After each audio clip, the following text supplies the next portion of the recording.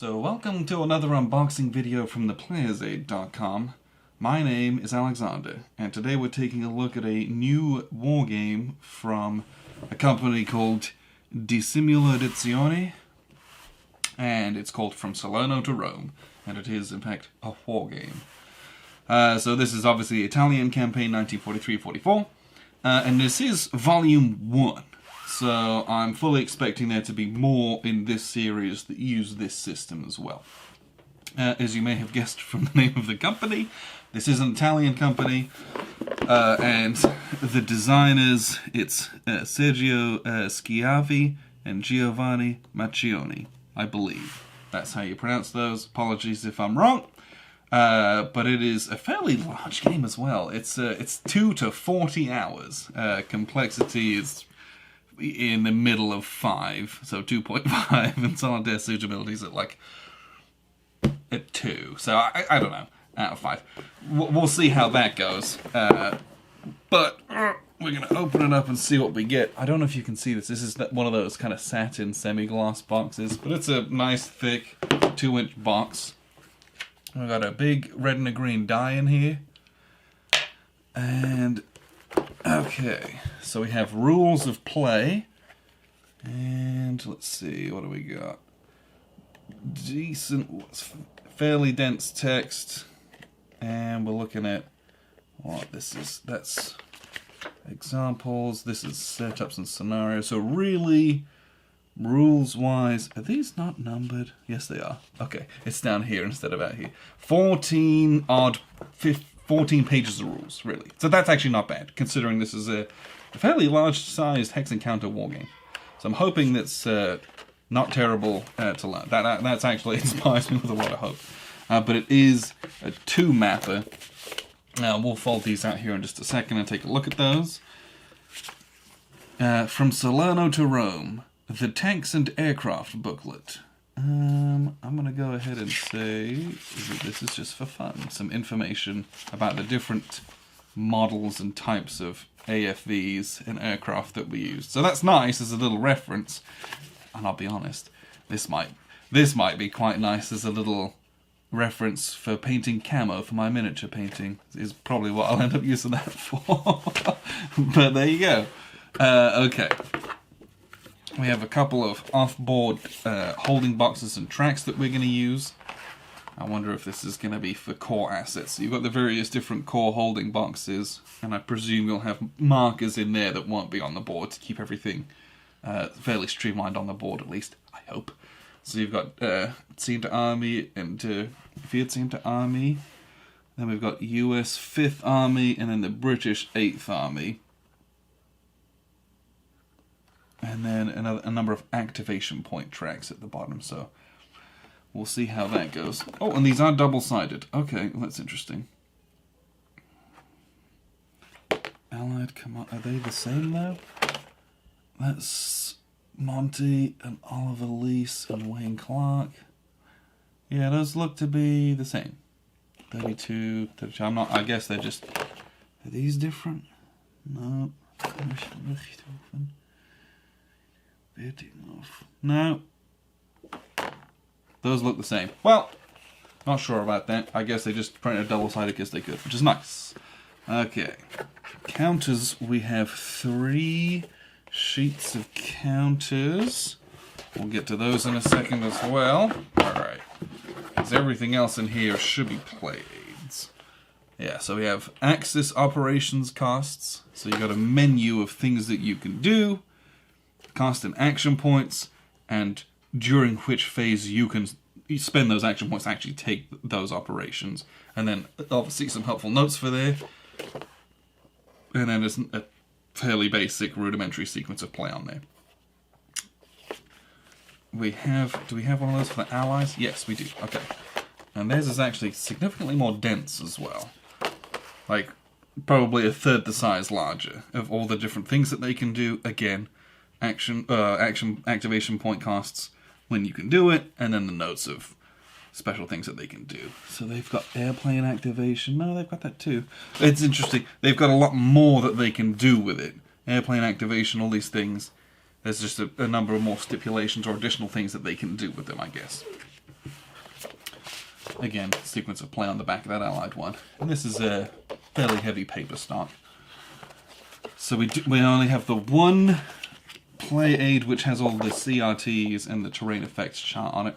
But it seems to be fairly comprehensive, all the different hex types, all the different modifiers for moving, stacking, all that kind of stuff.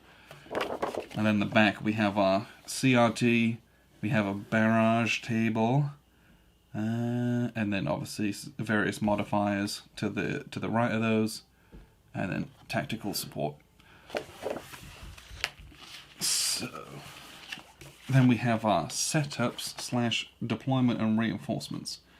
Okay, and so alright, we're going to look at one of these at a time because they're very different. So this is for the campaign game.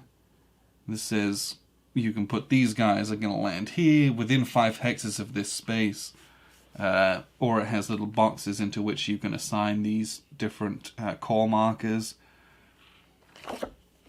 And then on the back we have Axis reinforcement schedule. So here we have Operation Diadem deployment and reinforcements. This is probably one of the scenarios. And again, it tells you these guys are within whatever hexes or whatever hexes they're in. It tells you that. And on the back we have an Allied reinforcement schedule as well. So here it's a mixture of Americans and British in the tan color as well. Alright, so let's look at the counters. So again, 3 sheets of counters. And if we're just briefly looking, we've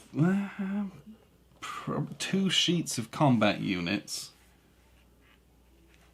And then these are more markers than anything. Hopefully we're doing markers on the board and we've got... Oh, I'm not sure.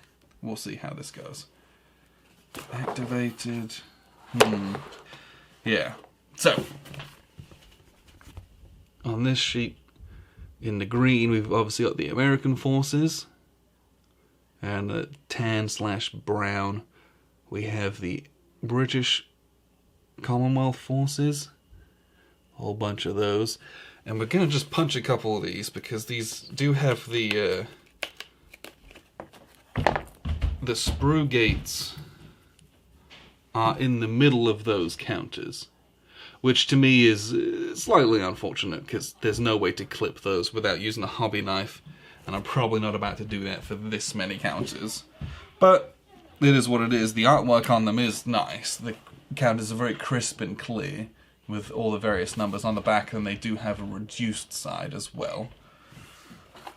And we've got German forces in grey. And again, you've got NATO symbols for things like infantry, mech infantry, airborne units, all that. And then the armor units are tanks. Which is, I don't know, I feel like a lot of war games do that. I like the pictures of armor. I think it's more interesting. Plus, you get to see like the Panthers and the Panzers and all the cool stuff. I don't know, it's nice to have that on the board. And then we've got, this is a sheet which is mostly the core markers. Which are these here. So you're going to activate this core, and then you flip it over to the activated side. So we've got German ones, British ones, American ones. And then there's a series of other markers as well. So we have different aeroplane markers, looks like bridges, which can be blown up. Reserve markers, end of operations, things like that. But those are the sheets of counters. They all look very nice. And so the last thing we're going to take a look at here are the 2 maps. So this is a 2-mapper, and I haven't looked at the scenarios to whether or not... There are scenarios, so I presume, and I hope, that some of the scenarios are just 1-mappers. I think that's going to make it accessible to a lot more people, just to learn and play around with. But what I can tell you is, these are a very heavy paper map, very heavy paper, which I appreciate, but they're also matte. And then if I can hold this up to the light, it does not catch the light, which is really, really nice. And I don't know what it is about matte maps. I swear when they make these, the detail on them is just really nice. And I'll show you some of the... And it's mostly the layering and texturing. If you look here, just look up close. Just the little fine detail on the roads. Just... And if, I don't know if you can see on these green fields, there's actually like the fields are on there, but they're very faded enough where it's not distracting to the eye. I don't know. The whole map looks like this, and it's actually really nice to have out on the table. But you also, we've got turn record tracks up here, number of impulses. You also have a little Gustav line, building status, how much of those static defenses the Germans have built. And then we also have another map. This is the second one. And so these are going to be joined, here, let's see, joined the other way around. Let's make sure we get these like this. So, this is the southern map. Ugh. We'll flatten that out again. So we've got Napoli's the big one up here, and you'll go all the way up to Rome, Rome's all the way at the top of this northern map up here. Airborne assault charts. You're going to do landings at Salerno, right? Salerno, driving up to Rome. You're going to split your forces and go up both sides. What are you going to do with it? Or you're just going to kind of try and bum rush before the Germans can establish their defences.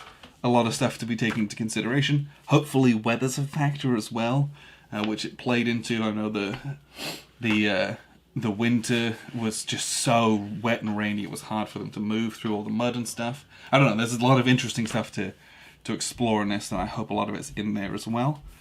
But I think, hex encounters, lots of units, CRT, I'm sure there's a lot of a good traditional war game in this as well, which it looks like it is. This is a really nice set of maps. I mean, really nice. But you'll need a decent sized table to fit them both on, but I'm sure a lot of us have something where we can do both maps. But again, if we look at the scenarios, I wonder if we can find real quick if it says, because there is a bunch of scenarios. Let's see. Operation Diadem, playing area, map 2. Yeah, so it's just map 2, just map 1, portion of map 2. Either way, that's very good news for me, because what it means is that we can ease into this. You don't have to play the 40-hour campaign game. You can learn this game on a single map, or there's a number of scenarios on single maps, so if you don't have any intention to play the campaign game, it might be worth having a look if there's something interested in period-wise and location-wise, just to play some of the smaller scenarios in it. So, a lot to unpack and explore in this, but it's only 3 sheets of counters, it is 2 maps, but we also have a lot of space in the box to store all those as well, if we want some counter trays, which could be something I'll invest in. But this is a company we've not played a game from. It is a European game, so I don't know how easy it is to get a hold of in the States here. I don't know if people, it's retail, distribution, all that kind of stuff. I'm not quite sure, but I know you can get it from them and just have it imported. But this is from Salerno to Rome. I know this is one that Grant really wants to play, and having looked through it, I also would agree with him in this instance, and I do want to get this to the table and at least play some of this and let you know how it is from a company we've not played one of their games in, and a nice, big, meaty Italian war game, again, a theatre that we don't play a lot in. So, appreciate you guys tuning in. I've been Alexander from theplayersaid.com.